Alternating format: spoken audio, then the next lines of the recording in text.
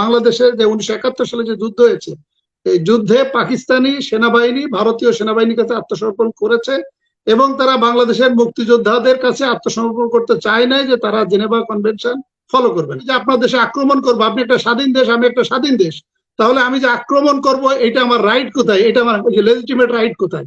তখন পাকিস্তান সেনাবাহিনীকে বলা হয় যে তাহলে আপনারা আক্রমণ করেন, ওই ক্ষেত্রে আমরা যুদ্ধ ঘোষণা করবো। এটাও ছিল একটা নাটক। এই সমস্ত যুদ্ধ অপরাধীদের বিচার না করে তাদেরকে পাকিস্তানে ফেরত পাঠিয়ে দেওয়া হয়। যদিও পাকিস্তানের পক্ষ থেকে বলা হয়েছিল যে তাদেরকে পাকিস্তানে ফিরিয়ে নিয়ে তাদেরকে বিচার করবে, যুদ্ধ অপরাধে বিচার করবে, কিন্তু পাকিস্তান এই বিচার করে নাই। আমাদের প্রফেসর ফরহাদ ভাই যে ইতিহাস, প্রফেসর ফরহাদ ভাই ভালো জানেন, আমি মনে করি যে আমার থেকে উনি ইতিহাস ভালো জানেন। তিনি ইংলিশ লিটারেচারের স্টুডেন্ট, প্লাস ইতিহাসে ওনার অনেক এক্সপার্টাইজ আছে। কিন্তু উনি যে তিনটি বিষয় ব্যাখ্যা দিয়েছেন, আমার কাছে যেটা মনে হয় যে ব্যাখ্যাটা উনি ওনার মতো করে ব্যাখ্যা দিয়েছেন, কিন্তু ব্যাখ্যার হয়তো আংশিক উনি ব্যাখ্যা দিয়েছেন বা ব্যাখ্যার এক অংশ বলেছেন, আরেক অংশ উনি বলেন নাই। যেমন কাশ্মীর এবং হায়দ্রাবাদের ক্ষেত্রে যেটা উনি বলেছেন যে হায়দ্রাবাদ ভারতের পেটের ভিতর, এটা সত্য। এটা কাশ্মীর, কাশ্মীরের ওই বিষয় যেটা বললেন এবং হায়দ্রাবাদের বিষয়টা যেটা বললেন যে এখানে বন্দর ছিল না, পোর্ট ছিল না, এই কারণে কাশ্মীরের রাজা বা হায়দ্রাবাদের রাজার কোনো অপশন ছিল না। এই কারণে পোর্ট না থাকার কারণে ফাইন্ডিং নো আদার অল্টারনেটিভ, তারা ভারতের সাথে যোগ দেওয়ার জন্য ইচ্ছা পোষণ করেছে অথবা বাধ্য হয়েছে। কিন্তু কিন্তু প্রফেসর ফরহাদ ভাই, আপনার নেপাল এবং ভুটান এই দুটা দেশ কিন্তু ডেডলক। নেপাল এবং ভুটানের সাথে কিন্তু কোনো সমুদ্র বন্দর নাই, কিন্তু নেপাল এবং ভুটান তো ভারতের ভূখণ্ডগতভাবে ভারতের অংশ না, কোনো কালেই ছিল না। না না, আমি যেটা আপনাকে কাশ্মীর এবং হায়দ্রাবাদ তো ভারতের অংশ। আমি যেটা আপনাকে কাশ্মীর এবং হায়দ্রাবাদে বিশেষ করে এবং জুনাগড়ে তো জনগণ চায় নাই পাকিস্তানে যোগদান করতে, কি করবে? আমি যেটা বলতে চাচ্ছি যে আপনার নদী বন্দর বলছে, সমুদ্র বন্দর না থাকলে একটা দেশ স্বাধীন থাকা যায় না। তাহলে আফগানিস্তানে তো কোনো সমুদ্র বন্দর নাই, তাহলে আফগানিস্তান আছে কিভাবে টিকে? তো এটা আপনার যে ব্যাখ্যাটা, এই ব্যাখ্যাটা ঠিক আছে, এটা পেটের ভিতর ছিল, কিন্তু এই সমুদ্র বন্দরের কারণে ভারতের সাথে থাকা ছাড়া তাদের কোনো অপশন ছিল না, এটা মনে হয় এই ব্যাখ্যাটা আংশিক ঠিক নয়। আর আরেকটা যেটা আপনি বললেন যে বাংলাদেশের যে 1971 সালে যে যুদ্ধ হয়েছে, এই যুদ্ধে পাকিস্তানি সেনাবাহিনী ভারতীয় সেনাবাহিনীর কাছে আত্মসমর্পণ করেছে এবং তারা বাংলাদেশের মুক্তিযোদ্ধাদের কাছে আত্মসমর্পণ করতে চায় নাই যে তারা জেনেভা কনভেনশন ফলো করবে না। এটি আপনার বক্তব্য আংশিক সত্য, কিন্তু আংশিক সত্য কিন্তু আংশিক মিথ্যা। আংশিক সত্য কোনটা? আংশিক সত্যটা হচ্ছে যে জুলাই এবং অগাস্টে কিন্তু ভারত সেনাবাহিনী পাকিস্তান আক্রমণ করতে চেয়েছিল। তখন ইন্দিরা গান্ধী জেনারেল অরোরাকে, জেনারেল অরোরা বলছে, জেনারেল মানেকশাকে জিজ্ঞাসা করে যে আমরা এখন পাকিস্তান আক্রমণ করতে চাই, তুমি রেডি কিনা? তখন জেনারেল মানেকশা জুলাই এবং অগাস্টে বলেছিল যে এখন বৃষ্টি, এখন বর্ষা, এখন যদি আমরা আক্রমণ করি তাহলে ভারতের সৈন্যবাহিনীর অনেক ক্যাজুয়ালিটি হবে, সেক্ষেত্রে আমাদের যুদ্ধে জয়লাভ করাটা অনেক ডিফিকাল্ট হবে।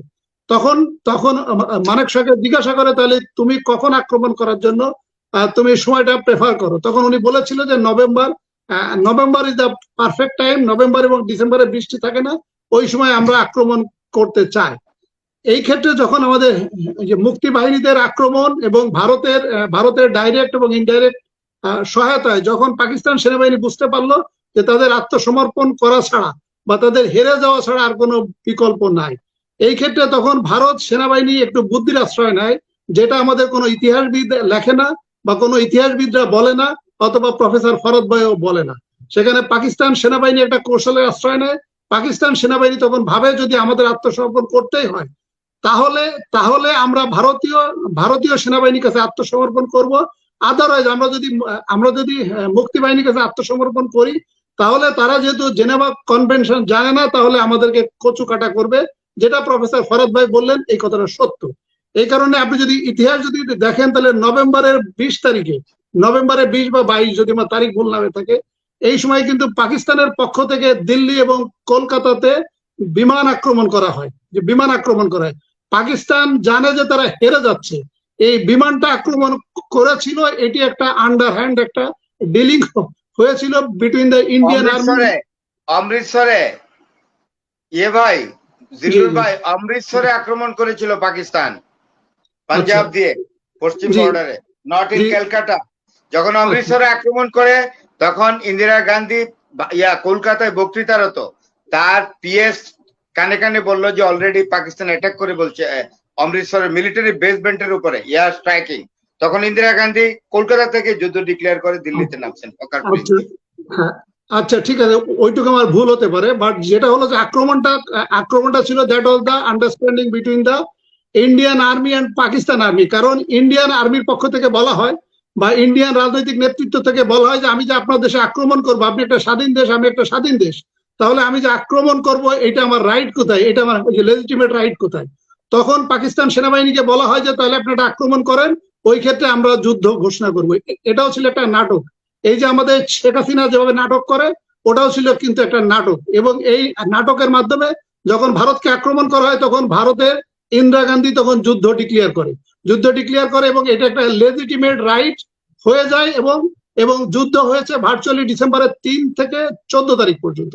এই 11 দিন যুদ্ধ হয়েছে, স্থলযুদ্ধ, এবং এই 11 দিন যুদ্ধে সিদ্ধান্ত হয়ে গেছে এবং 14 তারিখে সিদ্ধান্ত হয়েছিল তারা আত্মসমর্পণ করে ফেলবে। কিন্তু এর আগে যে 9 মার্চ যে যুদ্ধ হয়েছে, 9 মার্চ যুদ্ধে আমাদের যে মুক্তি বাহিনী বা মানে আমাদের পক্ষ থেকে যে প্রতিরোধ ব্যবস্থা গড়ে তোলা হয়েছিল, সেটি হলো গাজা এবং ইসরায়েলের মতো যে অবস্থা, ওই রকমই অবস্থা ছিল। কিন্তু ভার্চুয়ালি যখন পাকিস্তান সিদ্ধান্ত নিয়ে নেয় যে তারা স্বাধীনতা দিয়ে দিবে এবং তারা আত্মসমর্পণ করবে, ওই যে 11 দিনের যে যুদ্ধ এবং 14 তারিখে সিদ্ধান্ত হয় যে তারা আত্মসমর্পণটা করবে কোথায়, এইখানে প্লেসটা হবে কোথায় এবং কে কে উপস্থিত থাকবে। এই কারণে এটা 14 তারিখ, 15 তারিখ, 16 তারিখে চলে যায়। ফরাদ ভাই যে কথাটা ভুল বলেছে, সেটা হলো যে পাকিস্তান এবং পাকিস্তান সেনাবাহিনী এবং ভারতীয় সেনাবাহিনীর মাধ্যমে তো একটা আন্ডারস্ট্যান্ডিং ছিল যে যদি তারা ভারতীয় সেনাবাহিনীর কাছে আত্মসমর্পণ করে, তাহলে যে 195 জন যাদেরকে যুদ্ধ অপরাধী হিসেবে ডিক্লেয়ার করা হয়েছে, এই 195 জন যুদ্ধ অপরাধীকে সিমলা চুক্তির মাধ্যমে শেখ মুজিব, ইন্দিরা গান্ধী এবং জুলফিকার আলী ভুট্টোর মাধ্যমে তাদের কিন্তু পাকিস্তানে ফিরিয়ে দেওয়া হয়েছে। যদিও আমাদের প্রফেসর ফরাদ ভাইয়ের দল বলে থাকে যে যুদ্ধ অপরাধীদের বিচার হয়েছে এবং যুদ্ধ অপরাধীদের বিচার করা হয়েছে। এটি 100তে 100 মিথ্যা এবং ভুল তথ্য এবং জাতির সাথে বিভ্রান্তিমূলক বক্তব্য। যাদেরকে বিচার করা হয়েছে তাদের বিচার হয়েছে মানবতা বিরোধী অপরাধের বিচার, এবং যাদেরকে বিচার করা হয়েছে, ফাঁসি দেওয়া হয়েছে, দে আর নোবডি যুদ্ধ অপরাধী যাদেরকে ডিক্লেয়ার করা হয়েছিল তারা ছিল 195 জন, এবং 195 ছিল all are from Pakistan military এবং পাকিস্তানি পলিটিক্যাল লিডার। এবং তাদেরকে শেখ মুজিবুর রহমান তার ক্ষমতা পাকাপোক্ত করার জন্য শেখ মুজিবুর রহমান এবং জুলফিকার আলী ভুট্টো এবং ইন্দিরা গান্ধী সিমলা চুক্তির মাধ্যমে এই সমস্ত যুদ্ধ অপরাধীদের বিচার না করে তাদেরকে পাকিস্তানে ফেরত পাঠিয়ে দেওয়া হয়। যদিও পাকিস্তানের পক্ষ থেকে বলা হয়েছিল যে তাদেরকে পাকিস্তানে ফিরিয়ে নিয়ে তাদেরকে বিচার করবে, যুদ্ধ অপরাধের বিচার করবে, কিন্তু পাকিস্তান এই বিচার করে নাই। এই অংশটুকু ফরাদ ভাই যদি বলতো তাহলে হয়তো প্রকৃত ইতিহাসটা আরো জনগণ জানতে পারতো।